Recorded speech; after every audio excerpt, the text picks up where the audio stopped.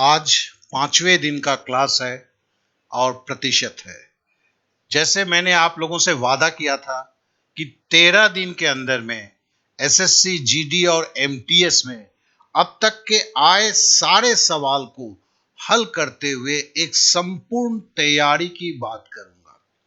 आज का यह सेशन कुछ लंबा होने वाला है क्योंकि 30 से 35 सवाल है और सबसे बड़ी बात है कि ये तैयारी एकदम संपूर्ण तैयारी की बात कर रहा हूं।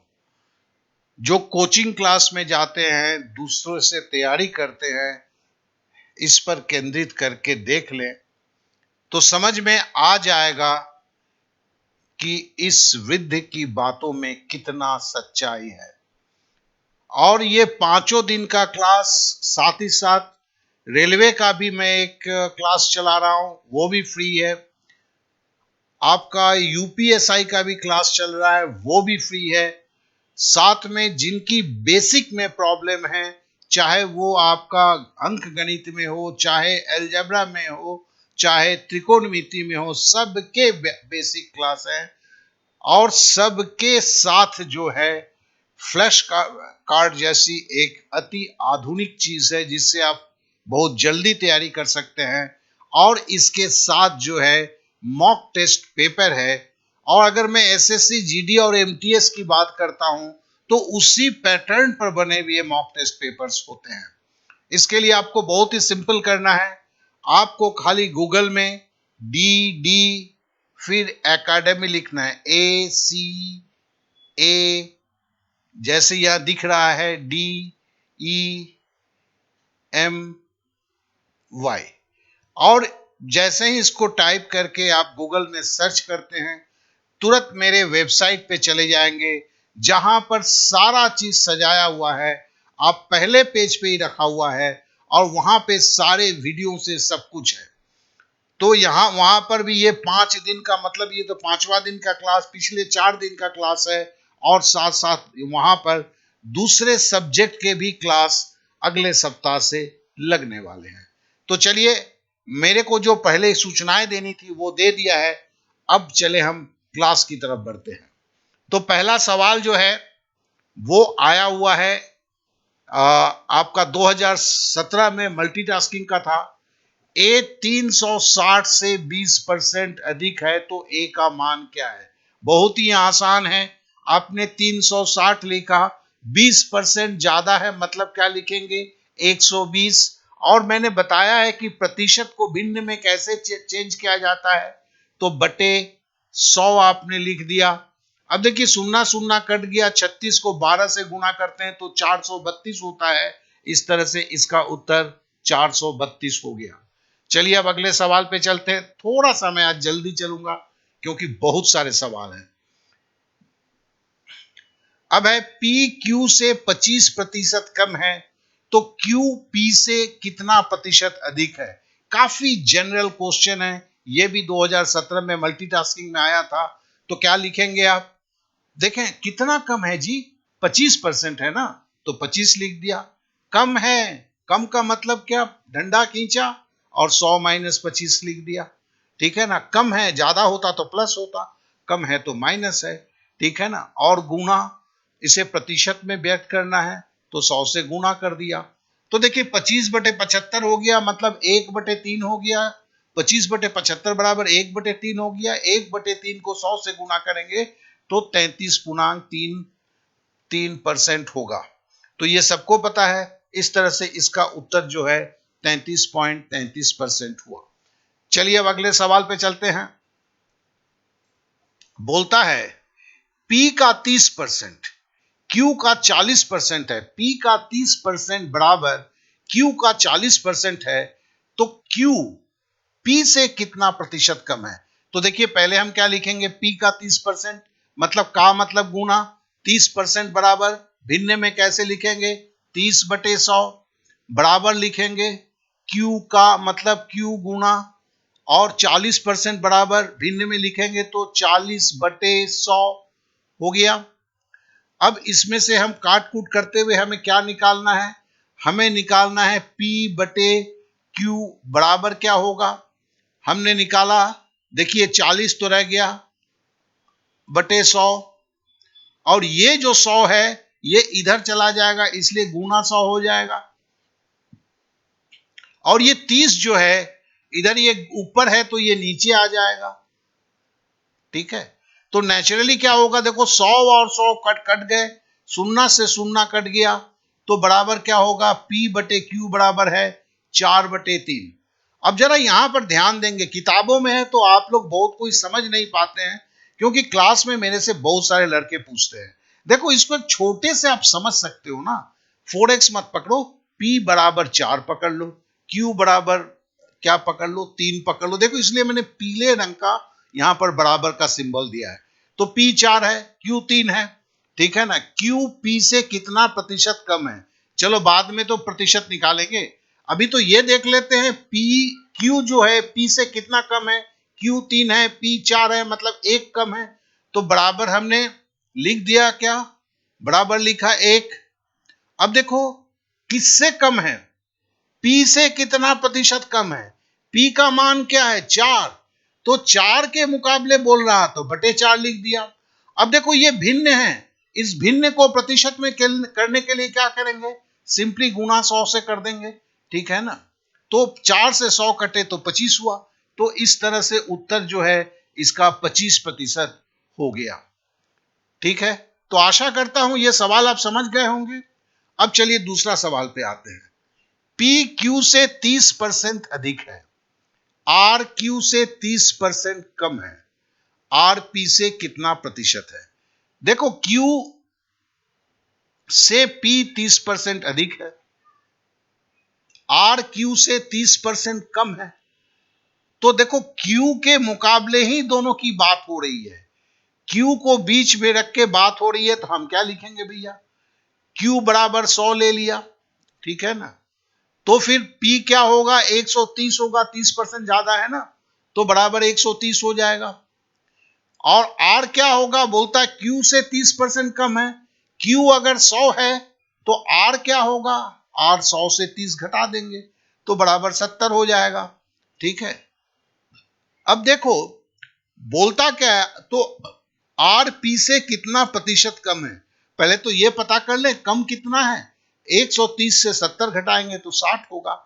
तो हम P माइनस R बड़ा अच्छा इसको ऐसे कर लेते हैं, तो कितना कम है P माइनस R, किससे बोला है, P से, P के एवज में, तो नीचे P आ जाएगा, ये बड़ा इंपॉर्टेंट होता है। और इसे आप 100 से गुना कर देंगे तो बराबर क्या होगा, P माइनस R बराबर 60 है, P का मान जो है 130 है और गुना 100 है, ठीक है।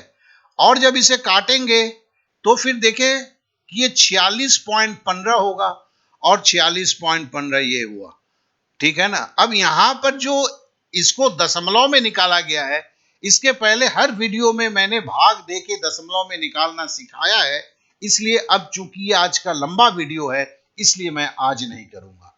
तो चलिए ये 46.15 है, नहीं तो मैं बेसिक से करता हूं, उसे सिखा देता हूं। चलिए अब अगले सवाल पे चलते हैं।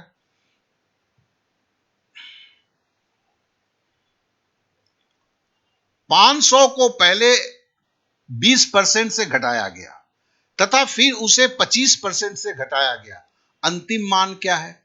तो देखो भैया 500 से, ठीक है ना, 20% घटाया गया, मतलब 20% घटाया तो 100 से 20 घटा दिया तो 80 हो गया।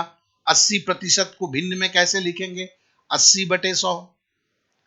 फिर बोलता है फिर 25% घटाएंगे, तो देखो यहां फिर गुना करेंगे, ठीक है ना। अब बोलता है 25% घटाओ, तो 100 से 25 घटाया तो कितना हुआ, 75।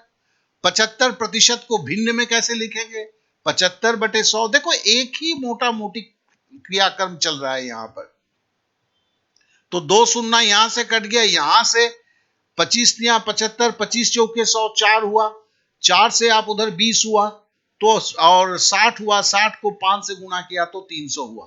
इस तरह से यह उत्तर आपका अंतिम मान 300 होगा। चलिए अब नेक्स्ट सवाल पे चलते हैं। कपड़े का मूल्य 25% कम कर देने पर उसकी बिक्री की मात्रा में 100% की वृद्धि हो गई थी तदनुसार दुकान की सकल प्राप्ति पर क्या प्रभाव पड़ा। ये आपके जी कि 2011 में था, उसके बाद इस तरह के सवाल नहीं है, तो भी मैंने इसको यहां पर रखा।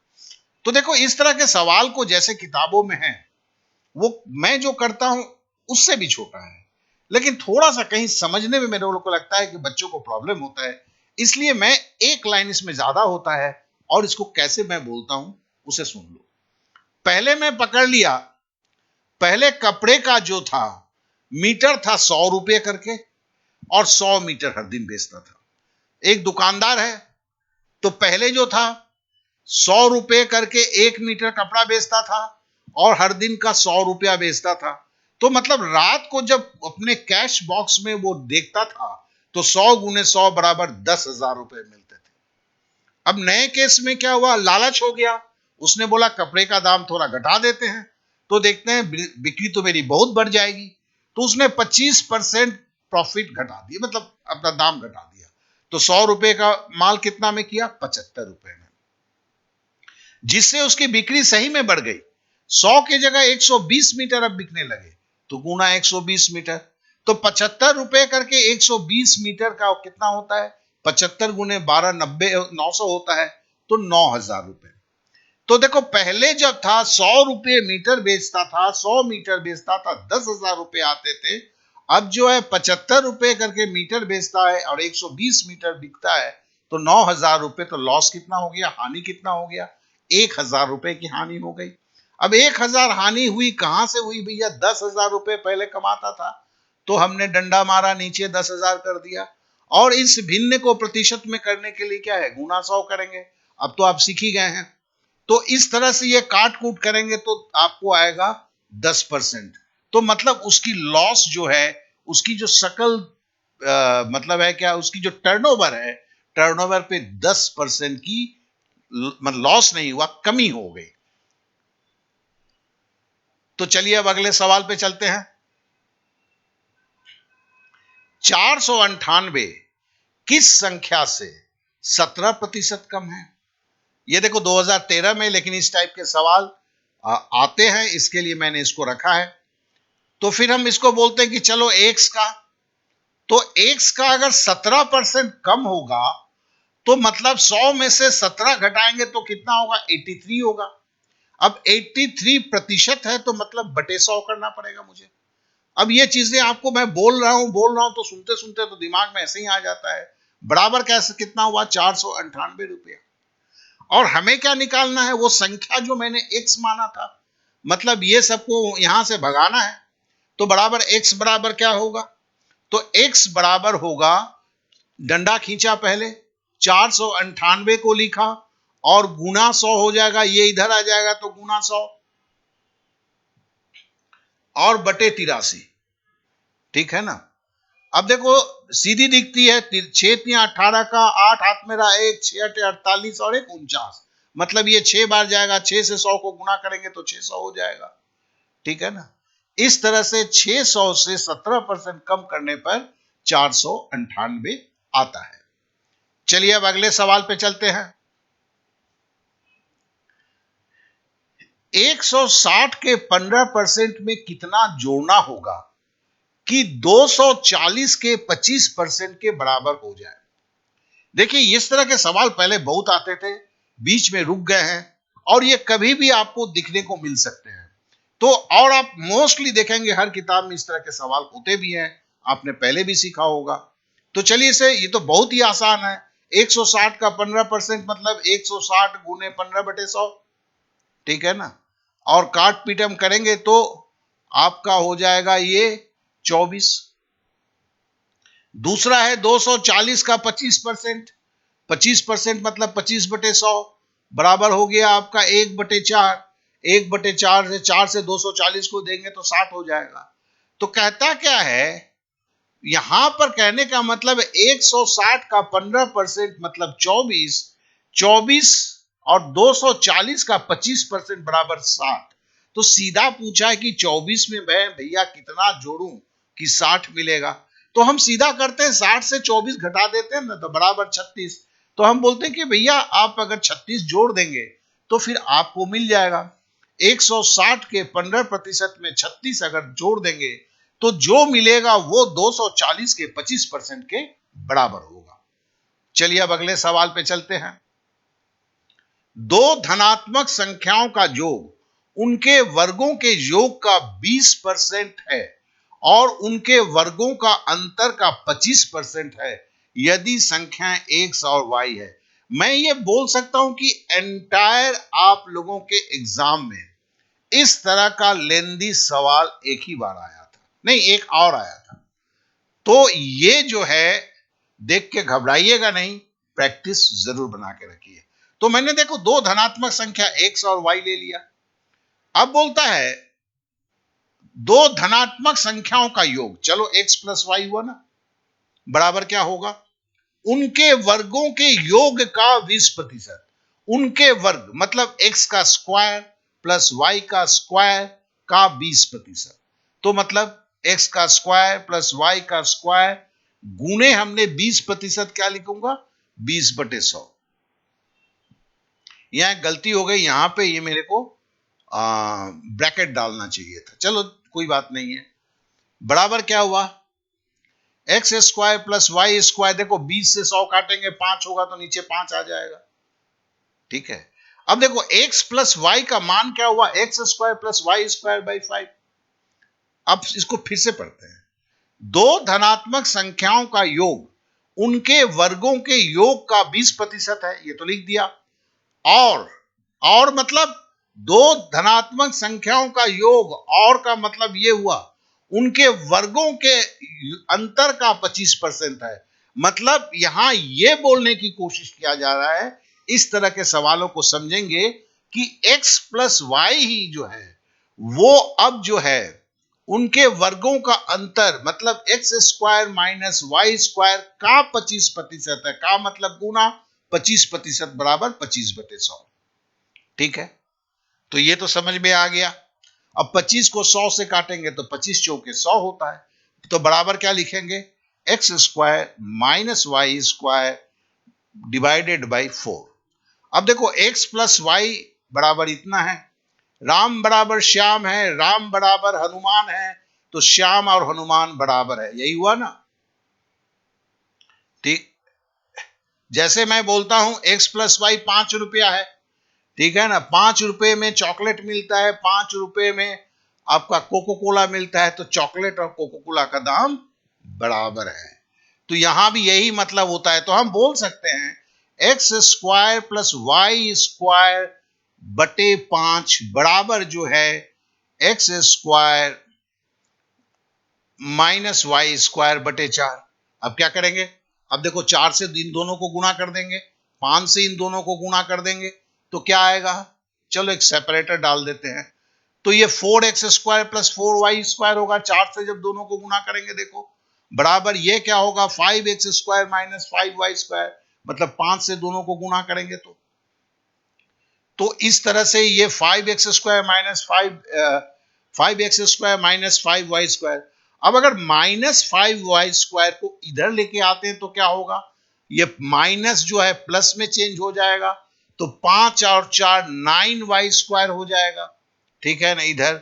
और 4x स्क्वायर को भगा के अगर इधर ले जाते हैं तो 4x स्क्वायर के सामने प्लस है, तो ये जब इधर जाएगा तो माइनस हो जाएगा, तो 5x स्क्वायर से 4x स्क्वायर जाएगा तो x स्क्वायर होगा। इस तरह से क्या समझे हम, 9y स्क्वायर बराबर x स्क्वायर, 9y स्क्वायर बराबर x स्क्वायर।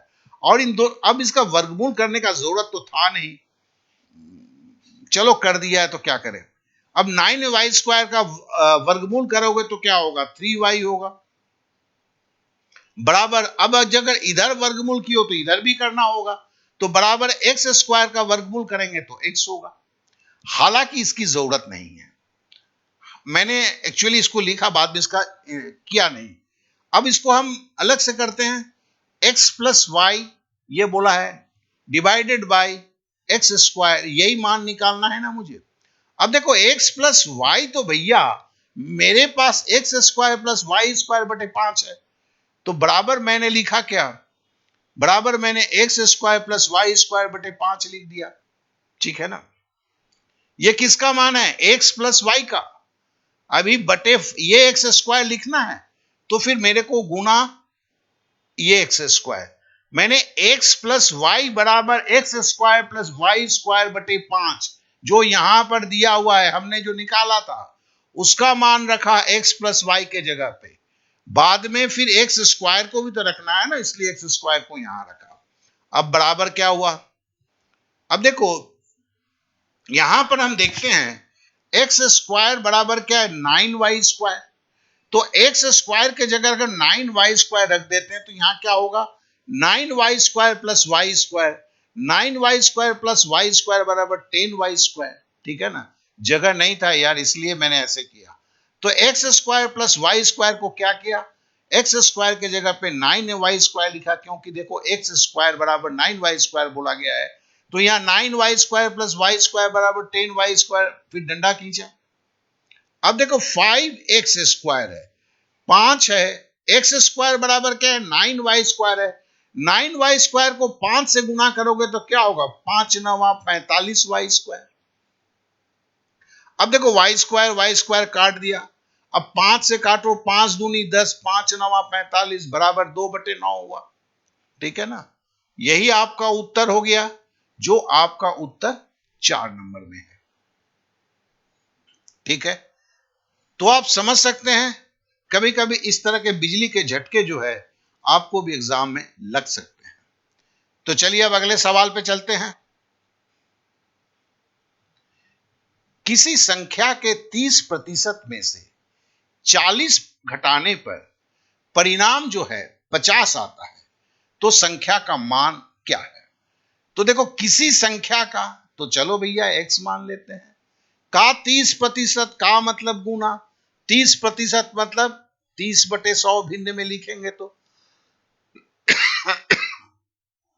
अब इसमें से घटाइए, घटाने के लिए बोला है, चलो मैंने घटाने का सिंबल दे दिया। अब 40 बराबर जो है परिणाम जो होता है 50 आता है, यही तो बोला है। अब मैं इस 40 को -40 को इधर ले जाऊंगा तो -40 प्लस 40 में हो जाएगा, 50 और 40 को जोड़ेंगे तो 90 होगा। तो फिर क्या निकला x गुने 30/100 बराबर जो है 90 हो गया, क्योंकि -40 इधर गया था। अब आपको मुझे तो x की मान निकालनी है, तो फिर बराबर अब डंडा खींच दिया, अब 90 तो रहेगा ही और ये 100 गुना में चला जाएगा क्योंकि ये बटे में है, और ये 30 जो है ऊपर है अब नीचे चला आएगा। अब 30 से 90 को काटते हैं 3 होता है, 3 से 100 को काटते हैं तो 300 होता है।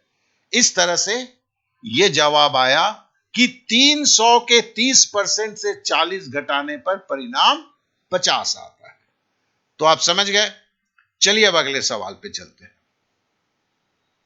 एक विद्यालय में 65% विद्यार्थी लड़कियां हैं। यदि लड़कों की संख्या 420 है तो विद्यालय में कुल कितने विद्यार्थी हैं। तो मैंने पकड़ लिया कि 100% विद्यार्थी हैं, तो 35% जो है 65% अगर लड़कियां हैं तो 35% तो भैया लड़के होंगे। लेकिन यहां बोलता है लड़कों की संख्या 420 है, तो कहने का मतलब 35% बराबर 420। हाँ लड़के तो 420 होते ही हैं। ठीक है ना, और पूरे स्कूल में कितना है तो पूरे विद्यालय में 100%, मतलब लड़का और लड़कियों का संख्या। तो 35% बराबर 420 है, तो बराबर कैसे लिखेंगे, 420 तो ऊपर रहेगा, पहले डंडा लाएंगे, 420 को इधर लिखेंगे। ठीक है ना, 35 को नीचे लिखेंगे और 100 को इधर ले जाएंगे। ठीक है, अब देखिए परसेंटेज परसेंटेज काट दिया। ठीक है, अब 5 से काटते हैं, 5 सते 35, 20 25 100, 7 से काटते हैं 6 सते 42, तो 60 को अगर मैं गुना करता हूं 30 से 40 से तो फिर क्या होता है 1200 होता है। इस तरह से इसका उत्तर जो है 1200 होता है। चलिए अब अगले सवाल पे चलते हैं। कुल पुस्तकों में से 20 पुस्तकें गणित की है, शेष पुस्तकों में से 20% अंग्रेजी की पुस्तकें हैं, शेष पुस्तकों में से 50% विज्ञान की पुस्तकें हैं, शेष 800 पुस्तकें सामाजिक अध्ययन की है। कुल कितने पुस्तकें हैं? मैंने पकड़ा भैया 100% किताब है। एक्स मत मानना इसमें। इस तरह के सवाल जब भी करोगे एक्स को अवॉइड करो, छोटे में हो जाता है। अब देखो 20% गणित के हैं, तो 100 में से 20% हमने एम मतलब मैथ कर दिया, तो 80% बच गए। अब बोलता है शेष पुस्तक में से 20%, अब बचे हैं 80%, और उनमें से 80%, तो 80 का 20% क्या है? बहुत सिंपल है, 8 दूनी 16, ये 16% हो गया। ये क्या है? अंग्रेजी है। 80 से 16 अगर आप घटाएंगे तो 64% होगा, तो 64% शेष पुस्तक हुआ। अब शेष पुस्तक का 50% विज्ञान की पुस्तकें हैं, मतलब 50% मतलब आधा, तो 64 का आधा 32 है, तो 32% आपका जो है सामाजिक अध्ययन का है, सोशल साइंस का है।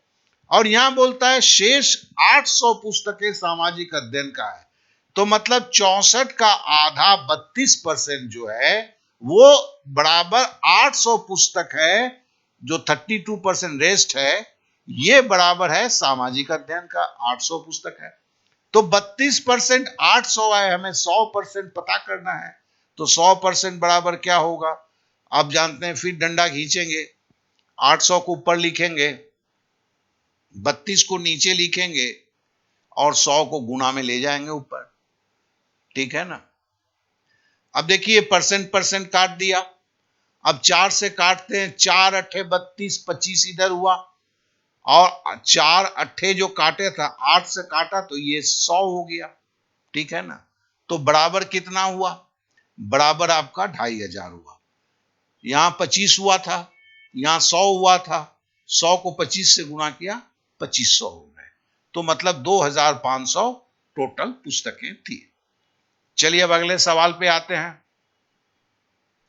एक संख्या को 11.11% से बढ़ाया गया, पुरानी संख्या का मान उसे कितने प्रतिशत से घटाया जाए? देखो ये जो चीज है ना, ये बार बार करना पड़ता है, ये बहुत सारे जगह पे हमें जरूरत होता है, तो इसे हम छोटे में टाइप में करेंगे जो याद रखने के लिए। कितना है भैया? 11.11%। चलो डंडा खींचा, 11.11%। ठीक है ना? ये बढ़ाया गया था ना, जो बढ़ाया गया था उसी को तो घटाओगे, तो 100 में 11.11% को बढ़ाओगे, मतलब इसमें 100 जोड़ोगे, तो मतलब 111.11% होगा। अब घटाना होगा तो 111.11 से ही घटेगा ना, तो हम क्या लिखेंगे यहां पे? 111.11। बढ़ा कितना? 11.11। कहां से बढ़ा? बढ़ा 111.11 से। अब ये घटाना है तो प्रतिशत में व्यक्त करना है, तो हमने गुना 100 मार दिया, हो गया। तो बराबर हम 100 अगर गुना करते हैं तो देखो ये 4 एक हो जाएगा, ये दशमलव हट जाएगा, तो 1111 ऊपर लिख दिए। ठीक है ना? और नीचे जो है 111.11 है, इसे आप भाग देंगे तो 9.99% आएगा। अगर आप देशी भाग या लॉन्ग डिवीजन, वही एकमात्र रास्ता है। तो इसलिए जो मैंने जो बोलते हैं ना इस चैनल में 2 सेकंड में आप भाग दे दीजिए, तो वहां ये सब में जगह काम नहीं करता है दोस्त। तो इसके लिए जो भी ये सब सीख चुके हैं, मतलब वो सब सीखें, लंबी भाग देना, मतलब लॉन्ग डिवीजन को भी सीख लीजिए, नहीं तो एग्जाम हॉल में माथा पीटेंगे। ठीक है? तो 9.99% जो है, देखो यहाँ 9.09 फंसाऊ जवाब है, यहाँ पे फंसना नहीं है, 9.99 मतलब ये 10% के करीब है, तो 10% इसका आप उत्तर दे सकते हैं। चलिए अब अगले सवाल पे चलते हैं। दो संख्याएं एक तीसरी संख्या से 25 एवं 36 कम है, दूसरी संख्या पहली संख्या से लगभग कितना प्रतिशत कम है? तो हम मान लेते हैं ना, तीसरी संख्या को 100 मान लेते हैं, चलो ठीक है, ये 2019 में आया था। अब बोलता है कि पहली संख्या 25 कम है, तो 75 हुआ। दूसरी संख्या 36 कम है तो हमने ले लिया 64। ठीक है, और मैंने जानबूझ के संख्या को प्रतिशत ही लिख दिया, क्योंकि हमें प्रतिशत कमी निकालना है, मेरे को कोई झमेला ही नहीं, मैं सीधा सीधा कर लूंगा ना। तो फिर कितना कम है? 11 कम है। कहां से कम है जी? 75 से कम है। ठीक है, दूसरी संख्या पहली संख्या से लगभग कितनी प्रतिशत कम है? दूसरी संख्या कितनी कम है? 75 से 64 घटाया 11 कम है। कहां से कम है, किसके बनिस्पत है? तो बोलता है पहली संख्या से। पहली संख्या क्या है? 75 है। यहां पर जरा ध्यान देंगे, और ये भिन्न है, प्रतिशत में बोलना है। गुना 100 कर दिया। अब देखो 25 से काट लो तो 25 तिया 75, 25 चौके 100, तो 44/3 हो गया। ठीक है ना, तो 44/3 हो गया। तो आपका 14 तिया 42 होता है। 14 तिया 42 तो 2/3 होगा। 2/3 मतलब 0.67। तो इस तरह यहां 14.6% ही दिया है, तो मतलब ये 14.6% इसका उत्तर हो गया।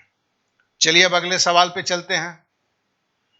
एक छात्र ने 4/5 के बजाय 5/4 से किसी एक संख्या को गुणा किया, तो गणना में प्रतिशत त्रुटि क्या होगी? बोला क्या था? चलो भाई x को गुणा करना था, x को बोला भैया 4/5 से गुणा कर। बंदा मेरे ही तरह था, 5/4 से गुणा कर दिया। बोला मेरा क्या जाता है, गुणा ही तो करना है। अब टीचर जी बड़े परेशान। पहला क्या है देखो, 5 बड़ा है, ठीक है ना, 4 छोटा है।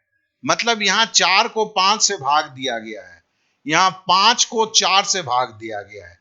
5 को 4 से भाग देंगे तो 4 एकम 4 के बाद बचेगा, तो 1 पॉइंट समथिंग होगा। तो ये बड़ा है, ये छोटा है। तो नेचुरली ये जब उसने गुणा करने में क्या है, संख्या बढ़ गई है। इसे याद रखेंगे, संख्या बढ़ गई है। ठीक है ना, कितनी बड़ी है? तो हम डंडा मारा और हमने लिखा 5x/4। ये संख्या बड़ा है ना, इसके लिए घटाना है ना, -4x/5। अब देखो कहां से बड़ा है, यहां से बड़ा है ना। तो ये मैंने बोलता हूं, क्या पूछता हूं, कहां से बड़ा है? तो यहां से बड़ा है, तो ये नीचे चला जाएगा, क्योंकि घटाना तो वहीं से है ना मुझे। अब ये एक भिन्न हो गया, इसे अगर 100 से गुणा कर देंगे तो प्रतिशत में निकल जाएगा, यही प्रतिशत की त्रुटि है। अब देखो 5 को 5 से गुणा करो तो 25 होगा, 4 को 4 से गुणा करो तो 16 होगा। तो 25 में से 16 अगर घटाओगे तो 9 होगा। ठीक है, और 5 और 4 गुणा करोगे तो 20 होगा। ये इसकी कहानी 9x/20 हो गई। नीचे की कहानी 5x/4 है, गुना 100 है। अब देखो इसको कहने का मतलब क्या है, इसको छोटा सा मैंने कर दिया है। तो देखो मैंने क्या लिखूंगा, 9x/20। ये लाल जो दाग है ये भाग की बात करता है ना, तो भाग का सिंबल दे दिया मैंने। अब बटे 5/4 कर दिया, गुना 100 कर दिया। ठीक है ना, तो भैया जब ये भाग को क्या करोगे, आप भिन्न में जान तो गुणा करने के लिए पलटेगा, तो बराबर क्या होगा, बराबर 9x/20, और ये पलट जाएगा। पलट के क्या होगा, 4/5x, ये हो गया ना, गुना 100। अब देखो x से x कट जाएगा, ठीक है ना। अब 0 से आपने इसको काट दिया, ठीक है, 10 रह गया, 2 से काटा तो 5 हो गया, 5 से 5 को काट दिया, कट गया। x तो कट गया था, 4×9 36। तो इस तरह से 36% इसका उत्तर आ गया। तो ये आपका 1 नंबर का उत्तर जो है यही सही है। चलिए अब अगले सवाल पे चलते हैं। बोलता है दो संख्याएं तीसरी संख्या से 20% और 40% अधिक है। ये अभी किया। पहली एवं दूसरी संख्या का संगत अनुपात पूछा है, तो इसे कैसे करेंगे? तो हमने तीसरी संख्या को 100% लिख दिया। तो एक पहली संख्या 20% ज्यादा है तो 120, दूसरी संख्या 40% ज्यादा है तो 140%। ठीक है ना। अब बोला है, देखो लोग कितने घबरा गए होंगे, अरे यार संगत अनुपात कैसे निकालूंगा, कुछ भी नहीं था। अब मेरे को अनुपात निकालने के लिए बीच में डंडा बोला, बोला पहली संख्या को, तो पहली संख्या मेरा 120% है। दूसरी संख्या नीचे लिख दिया। अब देखो परसेंटेज परसेंटेज कट गया, सुन्ना सुन्ना कट गया, 2 से काटा 6, 12 दूनी 6, 14 काटा 7 दूनी 14, तो 6/7, 6/7 बराबर 6:7। यही तो हुआ था। तो इस तरह से आपका 6/7 उत्तर आ गया। चलिए अब अगले सवाल पे चलते हैं। बोलता है एक आदमी के प्रतिदिन काम के घंटे को 20% बढ़ाया और मजदूरी प्रति घंटे 15% तक बढ़ाई गई, उसकी दैनिक आमदनी में कितनी प्रतिशत की वृद्धि होगी। देखो इस तरह के सवाल जब भी होंगे ना, दिमाग को एकदम शांत कर देना, बोलना कि भैया सीधी सी बात है, 20% तो काम के घंटे में बढ़ गया ना, और मजदूरी भी 15% बढ़ गई, और काम के घंटे बढ़ने के कारण मजदूरी में भी तो इजाफा होगा ना। तो कैसे उसको करेंगे, प्लस डंडा खींचो, 20 × 15 लिखो। क्या है कि ये क्या है, देखो ये बाद में हम पढ़ेंगे, जो क्या बोलते हैं, सूद के ऊपर सूद। तो 20% तो बढ़ा, 15% भी बढ़ा, लेकिन चूंकि काम के घंटे बढ़ गए हैं, तो जो काम के जितने घंटे बढ़े उस पे तो मजदूर की 15% से वो भी तो वृद्धि होगी ना, और बटे क्या है 100। बस आपका उत्तर हो गया। अब इसको काटिए, तो देखिए ये क्या हुआ, 20×5 = 100, 5 से इसको काटा 3, 20 और 15 35, 35 और 3 बराबर 38। तो इस तरह से 38% आंसर हो गया ना। तो इस तरह से हमने देखा, इस तरह के सवाल जो हैं आजकल के ट्रेंड बने हुए हैं, तो इसको ऐसे हल करना है, इसे ध्यान में रखेंगे। चलिए अब अगले सवाल पे चलते हैं। एक परीक्षा में 80% लड़के अंग्रेजी में पास हुए, 85% गणित में पास हुए, जबकि 75% लड़के दोनों विषयों में पास हुए। अब यहां पे माजरा हमें समझना है, क्योंकि अगर अलग अलग विषय लेते हो तो अंग्रेजी में 20% 80% पास हुए तो 20% फेल हुए हैं। मैथ में क्या है, 85% पास हो गए, 15% लड़के फेल हुए, जबकि दोनों विषय को देखा जाता है, दोनों में पास करने वाले केवल 75% है। तो इसको कैसे लिखेंगे, पहले देखो 80% इंग्लिश में पास, तो 20% तो ईएनजीएल जगह नहीं था इंग्लिश के लिए, ईएनजीएल लेके छोड़ दिया, 20% फेल हुआ। फिर बोलता है 85% मैथ में पास, तो 15% मैथ में फेल हुए, तो दोनों को जोड़े तो कितना हुआ जी, 20 और 15 35%। और यहां पर टोटल फेल मेरे को दिखा रहा है 35%, मतलब इंग्लिश प्लस मैथ, सॉरी यहां पे मैथ फेल नहीं है, इंग्लिश प्लस मैथ है, प्लीज इसको कर लेना। अब तो मेरे इसमें चल रहा है, मैं करेक्शन करना है, मेरे लिए प्रॉब्लम है। ये इंग्लिश प्लस मैथ है, टाइपिंग मिस्टेक है, मैथ आ गया है।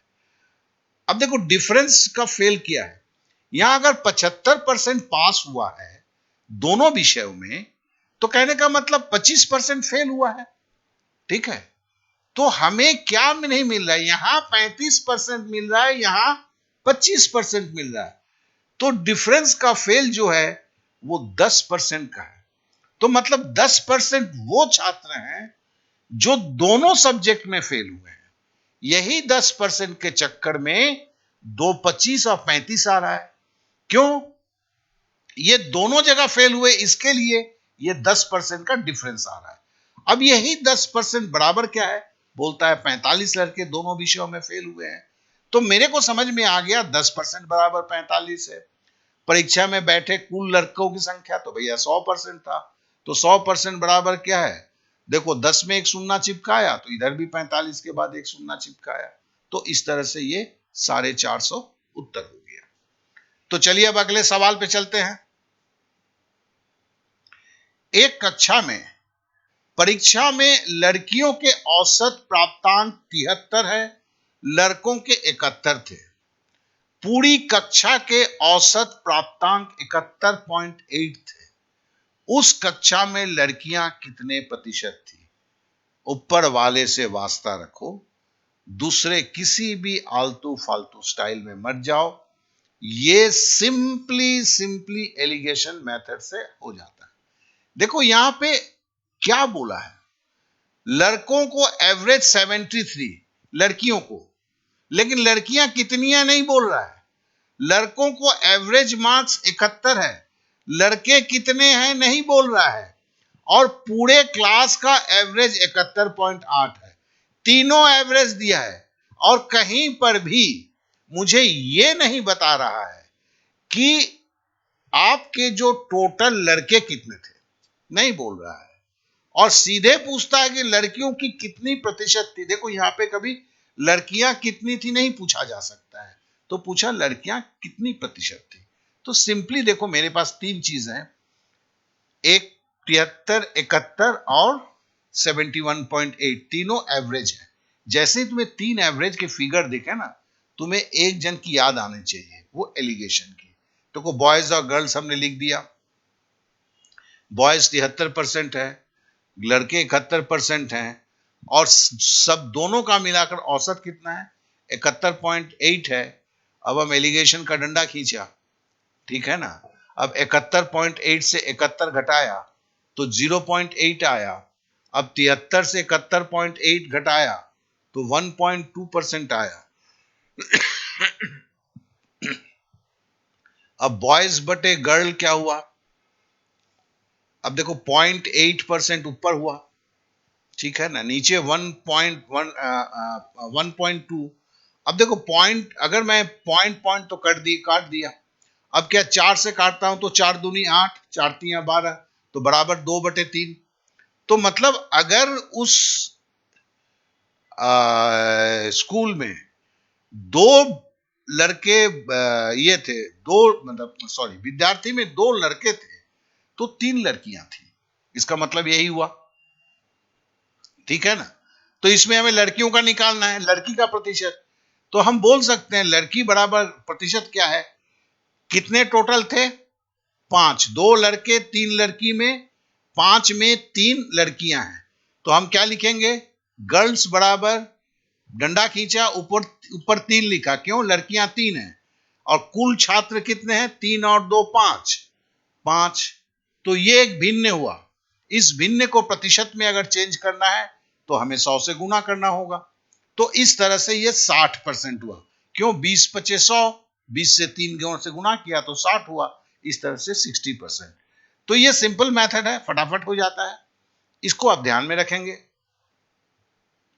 और देखिए एक बात कही जाती है ना कि क्वेश्चन अब टिपिकल आते हैं, उन महाराजों से जो बोलते हैं ये ज्ञान देते हैं। ये कौन सा साल है, 2011 है।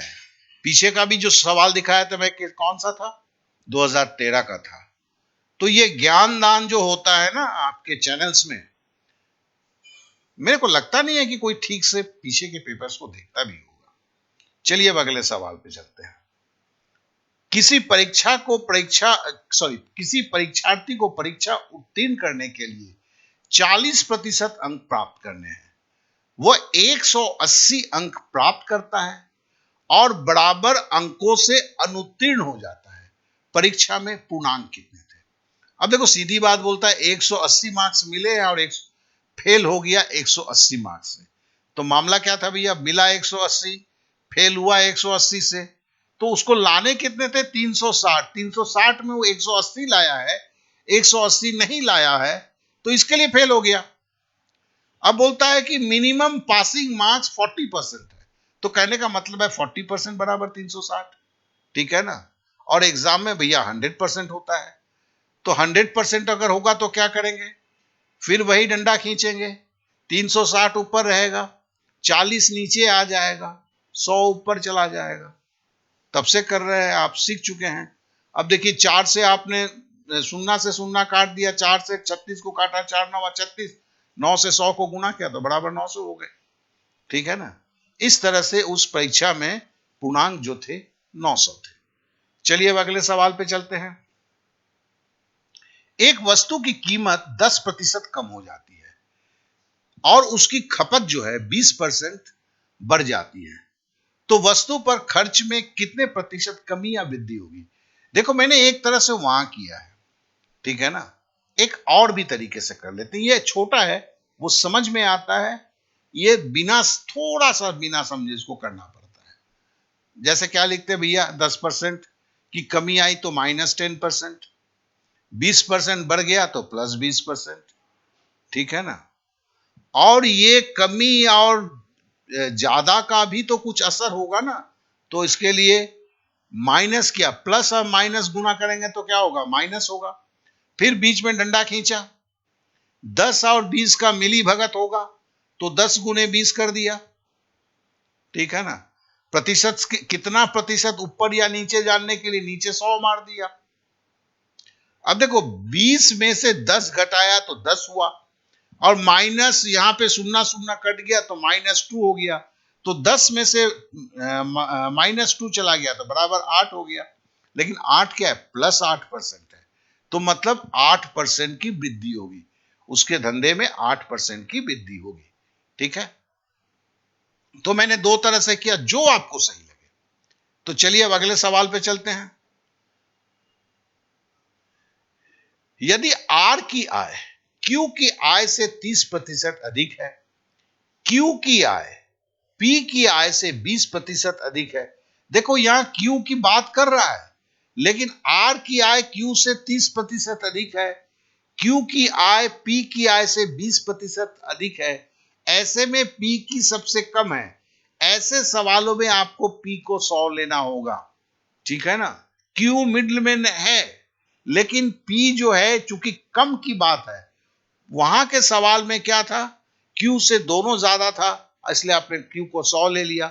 लेकिन यहां क्यू का ऐसे एक ज्यादा है, दूसरा क्यू से कम है, तो यहां पर अगर ऐसी स्थिति आती है तो कम वाले को आपको 100 ले लेना होगा, तो मतलब पी 100 कर लिया आपने, तो क्यू क्या होगा, 120 होगा। आर क्या होगा, क्यू से 30% ज्यादा अपने को आता है, आर बराबर क्या है, क्यू का 120 है, उससे 130%, 30% ज्यादा, मतलब 130/100, यही तो करेंगे ना। अब देखो दो शून्य कट गया, 12 का 13 से गुणा करेंगे तो 156 होगा, तो 156 शुरू तो पी का ये 100 से हुआ था ना, तो खाली सीधे बोलना है कि 56% ज्यादा है, तो कितना प्रतिशत अधिक है, 56% अधिक है। चलिए अब अगले सवाल पे चलते हैं। श्री सचदेव का मासिक वेतन 5% बढ़ जाता है, जिससे उसका वेतन 15,120 रुपया प्रति वर्ष हो जाता है। उसका पूर्व मासिक वेतन कितना था? अरे भैया 100 रुपया था, मान लेते ना, 100 रुपया था। और देखो यहां पे बोला है मासिक वेतन, और यहां प्रतिवर्ष का मामला दे दिया है, तो हम प्रतिवर्ष का 15,120 होगा, तो मासिक वेतन को 12 से गुणा कर देंगे, 12x, ये साल का हो जाएगा, तो 12x गुने 5% बढ़ा, 5% बढ़ा मतलब 100 में 5 बढ़ गया, 105, और प्रतिशत को भिन्न में कैसे लिखेंगे, बटे 100। देखो एक ही तो क्रिया कार्यक्रम कर रहे हैं ना, बराबर बोल दिया क्या, 15,120।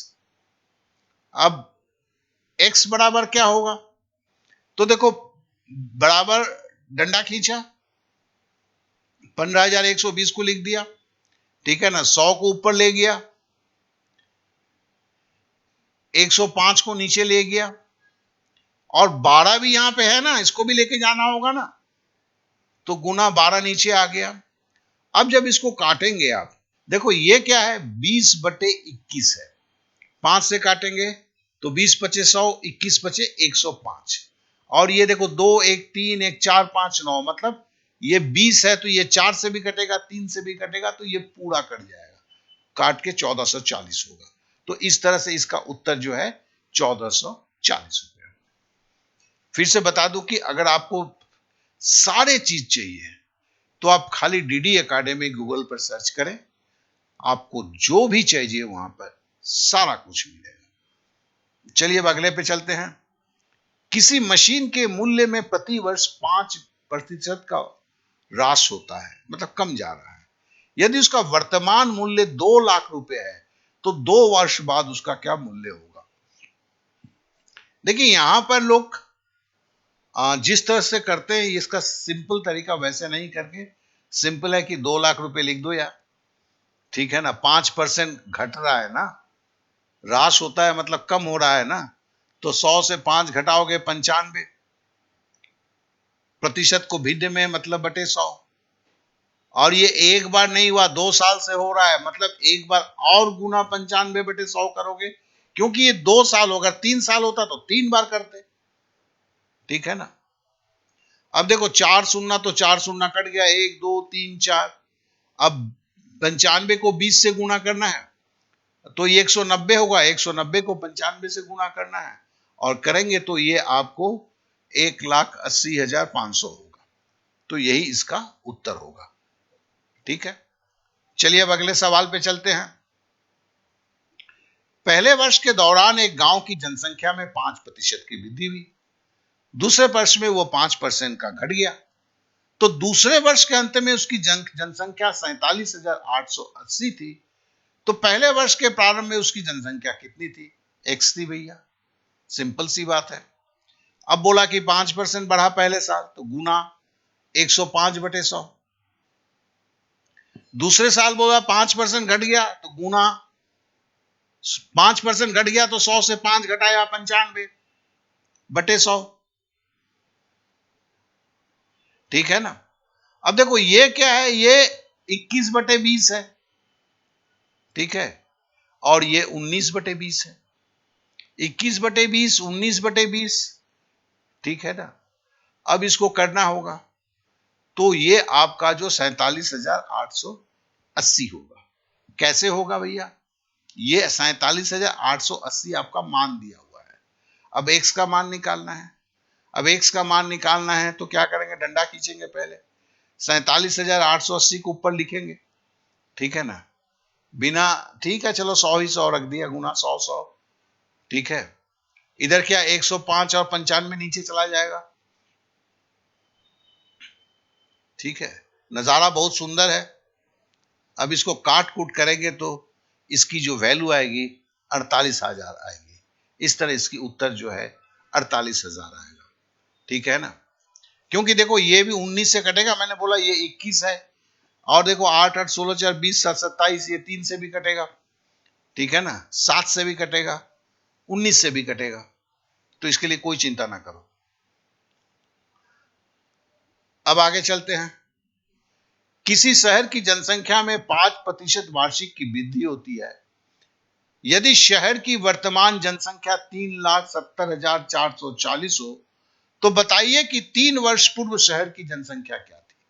बोला कि अभी 3,70,440 है, लेकिन पिछले 3 साल से 5-5% करके बढ़ रहा है, तो 3 साल पहले का जो जनसंख्या है वो निकालिए।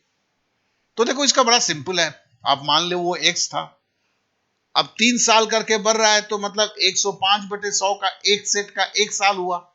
अब इसको 3 बार गुना कीजिए, ठीक है ना।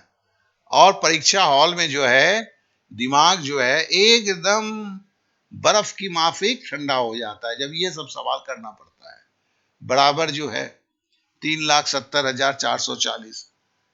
अब देखो ये सिंपल सी बात है, ये क्या सब 21/20 है, लेकिन मैंने रख ही दिया x बराबर, फिर डंडा खींचते हैं, 3,70,440 को लिखते हैं, फिर गुना 100 गुना 100 गुना 100, ये सब उधर जाएगा तो ऊपर हो जाएगा ना, तो गुना 100 गुना 100। देखो मैं एक एक को काट करके कर रहा हूं कि जो आप समझ में है, ये सब नीचे आएगा। 105 गुने 105 गुने 105, ठीक है ना। अब देखो 4 4 8 3 11 7 18, तो मतलब ये जो जैसे आप काटोगे 20 और 21 हो जाएगा, ये कटता ही चला जाएगा, ठीक है ना, कोई समस्या नहीं है। तो बराबर क्या होगा आपको 3,20,000 जो है ये इस फिगर में पहुंचेंगे। हाँ, काटने का थोड़ा सा प्रैक्टिस कर लीजिएगा, नहीं तो परीक्षा हॉल में ये बड़ा मुश्किल पैदा करता है। चलिए अब अगले सवाल पे चलते हैं। एक कस्बे की आबादी एक दशक में 1,85,000 से बढ़कर 2,77,500 हो गई। प्रतिवर्ष जनसंख्या की औसत प्रतिशत वृद्धि कितनी है? ये 2019 का है।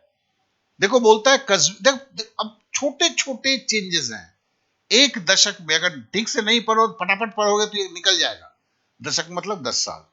तो कहने का मतलब है 2,77,500 से 1,85,000 से 2,77,500, तो कितना बढ़ा? और ये बढ़ा कितने में? 10 साल में। आपको औसत बोला है तो प्रति साल निकालना होगा ना। तो आप इसको काट कूट करेंगे तो क्या होगा? 92,500 घटाएंगे तो काटेंगे तो 9,250 होगा। अब बोला गया है कि 9,250 जो है कहां से वृद्धि हुई है? देखो 9,250 कहां से वृद्धि हुई है? जनसंख्या कैसे बढ़ती है? कभी बेटे से बाप नहीं आता है, बाप से बेटा आता है। तो मतलब क्या है? आपको 1,85,000 पहले की जनसंख्या को लेके जहां से शुरू हुई थी उसको लेना होगा, इसके आधार पे ये बढ़ा है और गुना 100। तो इन छोटे छोटे बातों को ध्यान रखना होगा। तो अब सब सुनना कट गया, ठीक है ना। और बराबर 5%, 185 पचे 925 होता है। तो इसका उत्तर हो गया। चलिए अब अगले सवाल पे चलते हैं।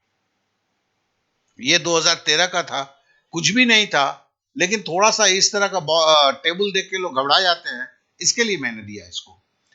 200 छात्रों के समूह द्वारा चुने गए विभिन्न वर्गों के प्रतिशत नीचे दिए गए हैं। तदनुसार ऐसे छात्रों की संख्या कितनी है जिन्होंने न विज्ञान चुना नहीं वाणिज्य चुना? अब देखो, विज्ञान नहीं चुना, विज्ञान कितना है? 29%। वाणिज्य कितना है? 31%। तो कितना नहीं चुना भैया? 60% नहीं चुना। तो 200 में 60% लोगों ने विज्ञान और वाणिज्य को नहीं चुना। सॉरी, 60% ने चुना, सॉरी, विज्ञान और वाणिज्य 60% बच्चों ने चुना। तो कितने परसेंट नहीं चुने? 100 से 60 घटा दीजिए तो 40%। तो 200 का 40%, तो 40/100, सुन्ना सुन्ना सुन्ना सुन्ना कट गया, बराबर 80। तो इस तरह 80 छात्र जो थे जिन्होंने आपका ना विज्ञान चुना ना वाणिज्य चुना। चलिए अब अगले सवाल पे चलते हैं। एक कार्यालय में 40% महिला कर्मचारी है। अगर इस स्टेटमेंट से क्या समझ में आ जाता है कि कार्यालय में अगर 40% महिला कर्मचारी है तो 60% पुरुष है। अब बोलता है उनमें से मतलब किन में से? 40% महिला से 40% महिला और 60% पुरुष से 60% पुरुष मेरे पक्ष में मतदान दिया। मतलब 40% महिला थी, उसका 40% मतलब 16 जन। 60% पुरुष थे, उनका 60% बराबर 6 36। तो भी इसको करते हैं, लिख के करते हैं। 40% का 40 करेंगे तो क्या है? 40/100, ठीक है ना।